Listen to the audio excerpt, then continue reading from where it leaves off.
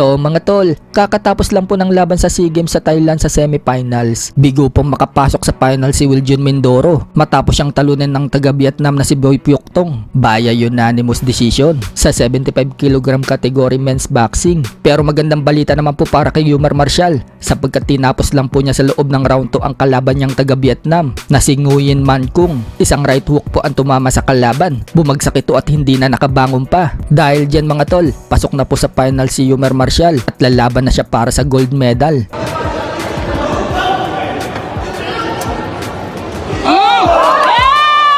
Samantala, pasok na po sa final sa SEA Games itong si Ira Villegas. Panalo po siya via unanimous decision dito kay Miyamoto ng Myanmar sa 50 kg category. Nabilangan pa ang taga Myanmar sa round 3 na nagpalamang kay Ira Villegas. Sa kabilang banda naman mga tol, sumabog po ang balita kanina lang na nag-announce na ng pagre-retiro si 3 Division Undisputed World Champion Terence Crawford. Sa post po ni Crawford sa kanyang ex account, sinabi niyang walking away a great with nothing else left to prove. At may picture pa na nakasabit na ang kanyang gloves. May inilabas nga din pong video si Crawford sa channel niya sa YouTube. Ang pag-announce niya ng pagre-retiro. Nagpasalamat si Crawford sa lahat ng taong tumulong sa kanya at sumuporta sa paligid niya, sa mga team niya, pamilya at mga promotion na kinabibilangan niya katulad ng Top Rank, TKO promotion at dito kay Torky Alalshik. Samantala, kung nagretiro ngayong araw na ito si Crawford, ngayong araw naman po ang birthday ni Legend Manny Pacquiao. Kaya sasamantalahin na po natin ang pagkakataon. Happy 47th birthday kay Legend Manny Pacquiao. Sa ibang banda naman mga tol,